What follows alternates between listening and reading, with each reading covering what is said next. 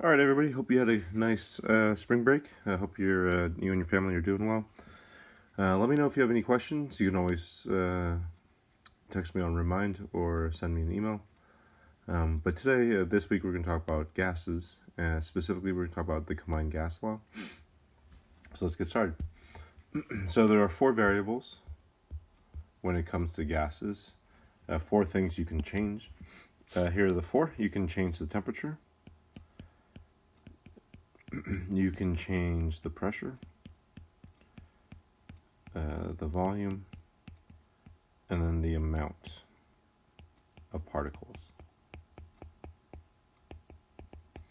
If you change these, that'll change other variables. For example, if you increase the temperature, the pressure would increase, right? Because as the number of particles started moving faster, remember temperature is a measurement of kinetic energy, the pressure would increase as well because there's more collisions on the wall. All right, today though, we're going to focus, and this week we'll focus on these 3 variables. So these are the 3 variables that you'll need to know. Also, I should let you know that the homework tomorrow, I'll have a section where you'll take a picture of your notes. And so you might want to take notes so that you can include that picture as you go through this. Okay? All right, let's talk about the units of these 3 properties or variables. So temperature, what we're going to find out is temperature. Normally we measure temperature in Celsius or Fahrenheit. There's actually a unit called Kelvin, and we'll talk a little bit about this. But Kelvin, abbreviated K, is a unit of measurement for temperature where you can never have a negative. Degrees Kelvin, and it's specific and based off what we call absolute zero.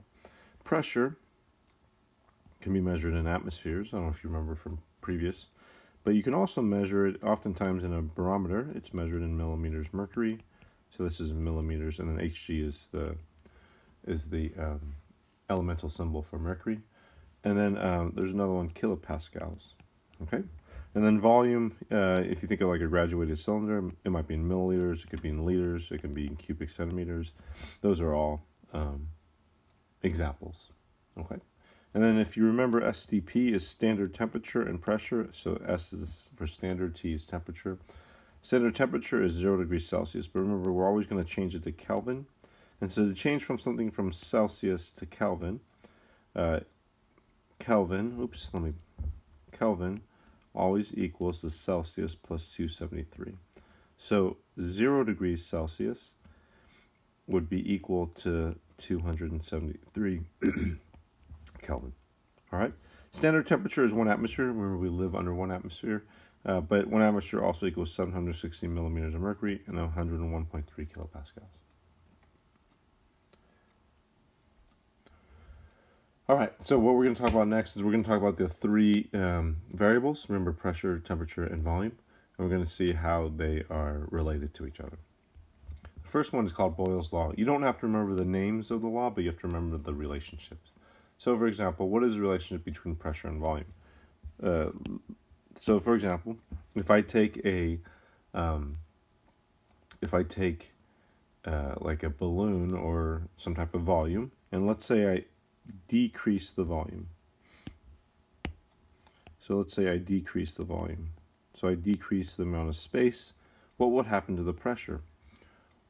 Well, remember, pressure is the number of collisions on the wall. So if you bring down the volume, you would increase the pressure, right? So if you think about it, here's a big box, and let's say there's 3 particles and they're moving around. But if I take those 3 particles and I make it a lot smaller, they're going to be a lot closer, so therefore there's going to be more collisions, right? So as I decrease the volume, I'm going to increase the pressure. Why? Because there's more collisions. This is known as an indirect or inverse relationship. And how does that look on a graph? Well, if I have volume and pressure, well, a low volume, so this side is low, right? So low volume would be here. So volume increases this way and pressure increases this way, right? So at a low volume, here's a low volume, I would have a high pressure, right? So I would start here, and then at a high volume, I would have low pressure, so it'd be here, so it looks like this, the graph looks like that, okay? This is what an inverse or indirect relationship looks like. And actually, you know this, every time you breathe, you use Boyle's law. So what happens is there's a diaphragm, so this is what's called a diaphragm. And those of you guys in choir know about diaphragm because you train that muscle. I think I'm spelling this right. But you train that muscle because it gives you breath. And so you can train it to increase the amount of breath you can take in.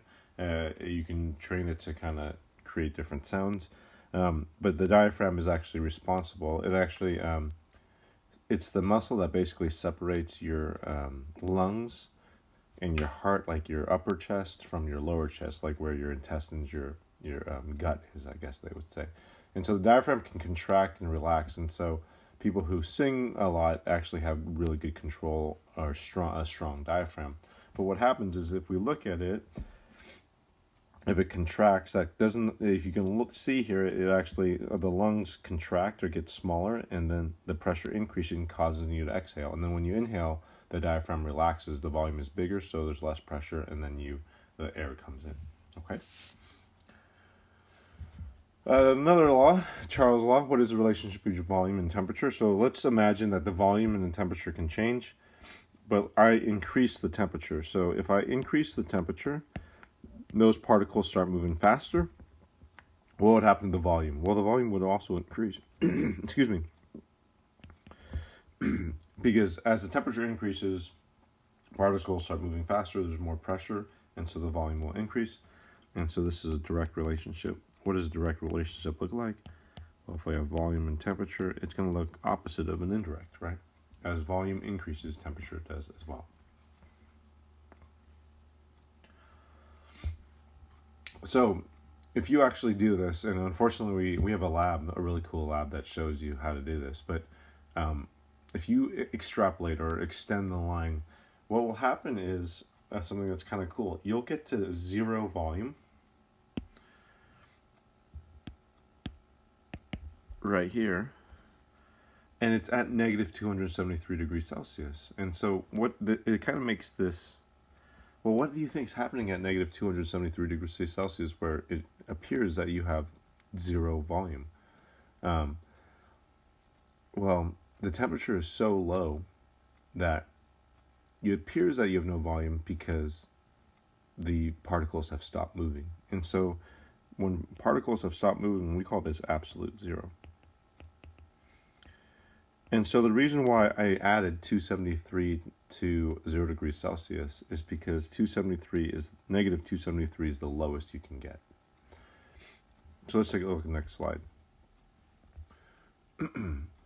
So at negative 273, the gas should disappear, but it's not really that it's disappearing, it's that it is stopped. So you can't really say it's disappeared, but the particles have stopped. Have they ever gotten to this point on Earth? The answer is no. People are trying to get to it because there's some really cool stuff you can do at absolute zero. And there's a really cool documentary on Nova if you're ever interested in watching. All right. For us, though, it makes it so that we have to be able to calculate absolute zero. So the conversion is Kelvin equals the degree Celsius plus 273. So I gave you some examples, I believe. Let me go back. And so let's just do these together. So it says convert 23 degrees Celsius to Kelvin. So remember, Kelvin equals degrees Celsius plus 273. I'll have you stop and try this on your own to see if you can figure it out. Go and do both. So you got 36 Kelvin equals degrees Celsius plus 273. So in this case, this is 23, right? So 273 plus 23 is 300 Kelvin. In this case, you have to subtract 273 if you do like the algebra. And so the Celsius degrees is going to be 36 minus 273, so negative 233 37 degrees Celsius. Okay, so this is the conversion you have to remember. Okay, one last one is called the Gay-Lussac relationship. And this is a relationship between temperature and pressure, right? So as the temperature increases, what happens to the pressure? Well, the pressure increases as well, right? As temperature increases, the particles move faster, and so the pressure increases. And so this is a direct relationship. What does that graph look like? So the graph of a direct relationship looks like that. Okay. All right. Now, let's put this all together. So there are three individual. So we went over three: Boyle, Charles, and the last one, this Gay-Lussac's, and they all have their own equation. And you can memorize the three equations, but it's actually easier to use the combined gas law. And it combines everything into one. And so this is the equation I would remember. And it's just P1 V1 over T1 equals P2 V2 over T2. It is really kind of gross, but some people remember it this way. I just saw it. It says, please vomit over the toilet. So please vomit over the toilet. So it's PV, please vomit, right? The P and the V are on top, over the toilet, so the toilet's below, okay? Anyways, that's pressure, volume, over temperature. All right, so let's do some practice problems together. So here's the first example. It says a gas at 110 kilopascals and 30 degrees Celsius fills a container with an initial volume of 2 liters. If the temperature is raised to 80.0 degrees Celsius and the pressure increases to 440 kilopascals, what is the new volume? So that's a lot. But something that really helps me is breaking it down. And so if I know that it's going to be P1 over V1 equals P2 over V2 T2, what really helps me is just putting out all the variables.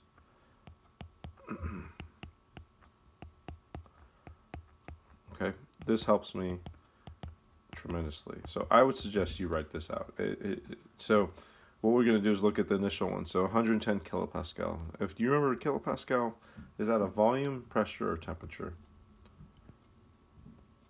Well, if you remember, it is a pressure. So that's our P1, 110 kilopascals. And then our volume is liters, 2.00. So this is where it's important to actually figure out, to know the units of each pressure, volume, and temperature. So I know liters is a volume and pressure is kilopascal. And then 30 degrees Celsius is here. All right, cool. All right, and then it says, so this is the first situation. So that's why I put it P1, V1, and T1. And then if the temperature is raised to 80.0 degrees Celsius and the pressure increases to 440, so this is the second situation, right? So remember kilopascal, that's pressure. What is the new volume? Okay, we don't know the new volume. And then 80 degrees Celsius. All right, so before we continue, let me just show you a couple things that you have to remember. First, when doing this type of equations, as long as the units for like both pressures are the same, then you're good. Like you don't have to, as long as there's the same, you're good. So in this case, both kilopascals, so you're fine. So that kind of tells you, what will be my units of V2? Well, my units of V1 is liters, so my units of V2 will be liters, right? So I already know in advance what my answer is going to be, or at least my units. And then lastly, remember temperature. Temperature is always going to be in what units? If you remember, temperature is always going to be in Kelvin. So to convert it to Kelvin, I always have to add it to 273. So 30 plus 273 is 303 Kelvin. And then 80 plus 273 should be 353. Let me make sure. Yep, 353 Kelvin. So the only conversion you have to do most of the time is just temperature. Okay? All right, now let's just plug and chug. So we got P1 V1 over T1 equals P2 over V2 T2. So I'm just going to directly plug in. So P1 is 110, V1 is 2, T1 in Kelvin is 303, and then P2 is 440. We don't know what V2, so I'm just keep it there. You can make it X, it doesn't really matter, 353. Then most students ask me, how do I solve this? The best way for me, or the easiest way, I think, for most students is to cross multiply. So like, what you'll do is you'll cross multiply this. It's like 110 times 2 times 353 on one side, and then do this. So 303, 440, and then V2. So this is the way I would do it. And so I'm just typing in these numbers here. So I get 77660, and then 303 times 440 is 133 times V2. All right. And so if we do this correct, we got to divide both sides by that number, right? So 133. So V2 should equal, if I just type this in,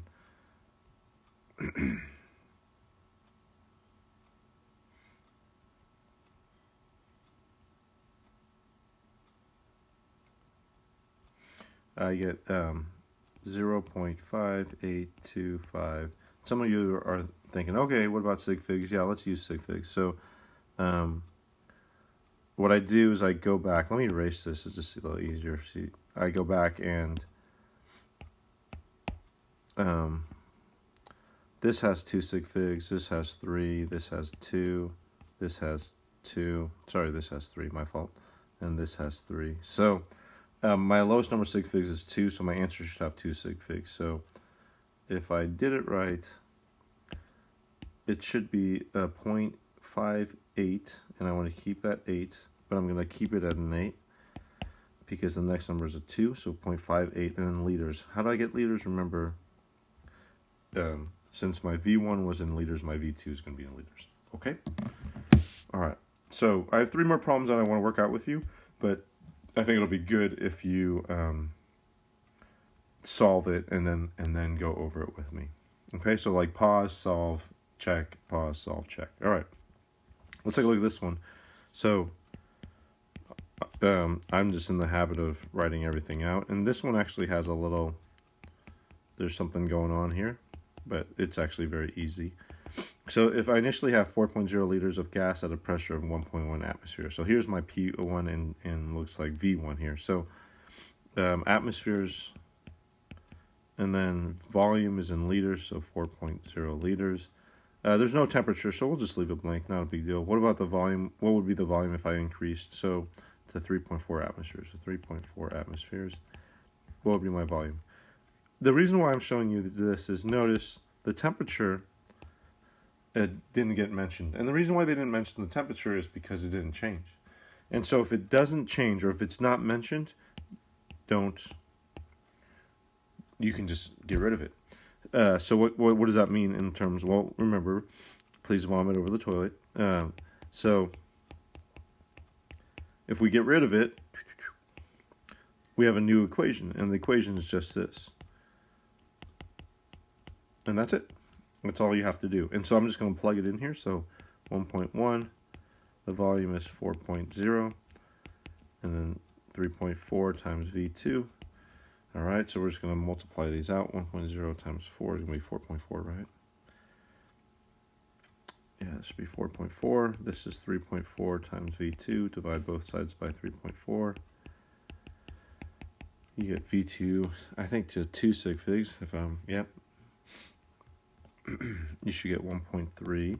What are your units? Well, look, I got liters here, so it's got to be liters here. I should have checked, actually, by the way. I have atmosphere, I'm good to go. Okay. All right. Let's do another problem together. Okay, so it says the gas is collected in a 242 cubic centimeter container where the pressure of the gas is 87.6 atmospheres at 25 degrees Celsius. What is the new volume at STP? So this has a little wrinkle because you got to remember what STP is. So go ahead and pause, and then I'll work it out. It's always the same thing. P1, V1, T1, P2, V2, T2. Just plug it in. So our first situation, this is a volume, right? Cubic centimeters, that's a volume. This is ATM is a pressure. And then 25 degrees Celsius. All right. What's the new volume? Okay, I'm solving for the new volume at STP, standard temperature. What is standard temperature? 0 degrees Celsius. What's standard pressure? Well, remember there's three things. It could be 1 atmosphere. It could be 101.3 kilopascals. And this is from the first slide, or the second slide it might have been. And then this was 760 millimeters of mercury. Well, there's one of these I'm going to choose. And if you remember, if I have atmosphere here, it should be atmosphere. So I should include the value that includes atmospheres as its unit. All right, I'm now good to go. Atmosphere. What are my units? It's going to be cubic centimeters. And then remember, what do I have to do with temperature always? Is add 273. So I would get 298 Kelvin, 273 Kelvin. All right, plug it in. And so let's plug this all in. So the pressure is 87.6, 242, all over 298 equals P2 is 1, V2 nothing, and then here's your T2, 273. All right, so I'm just going to multiply, do my cross multiplication. So on this side, I'm going to take 87.6 times 242 times 273. And I get a really big number, 5787381.6. And then I just get 298 times V2, right? Times 1, but that's just 1, right? So if I divide both sides by 298, I get 19,000. Now we got to be careful because this has 3 sig figs, this has 3, but this only has 2. So if I do this right, I have to round to 19,000. It's 19,420, but 19,000. What are my units? Well, it should be cubic centimeters. Okay. All right. And then our last one, I think this is our last one. Yep. Okay, it says a 225 cubic centimeter volume of gas is collected at 57 degrees Celsius. What volume will this occupy at standard temperature? So, same thing. Okay, so let's see what we got. 225 cubic centimeters, that's a volume. Collected at 57 degrees Celsius. Okay, what is the volume this at standard temperature and at standard temp? It just is standard temperature. So standard temperature is 0 degrees Celsius. Oh, no pressure, right? So no pressure was mentioned. So just get rid of that. So if I put this, no pressure. So I'm gonna just delete that, and now I can just plug it in. So it's 225 centimeters cubed. We can not worry about the units right now. And this is 57. Oh, what I got to do to my, I got to convert to Kelvin, right? And so, oops, did that right. 57 plus 273. This equals 330. And then 0 plus 273 is just 273. So this is 330. Equals V2 over T2, which is 273, right? Okay, so cross multiply, so 225 times 273 equals 61,425, and then 330 V2. Divide both sides by 330, and so V2 should equal, I got 3 sig figs, 2 sig figs here. So I need 2 sig figs. And so that's going to be equal to 190. What are my units? Well, my units would be the same. Okay, 190 cubic centimeters. All right, you have some practice you can work on as well. You'll turn in that homework. Make sure you also include a picture of your notes. You'll see a place for it. Okay, thanks. Let me know if you have any questions as well.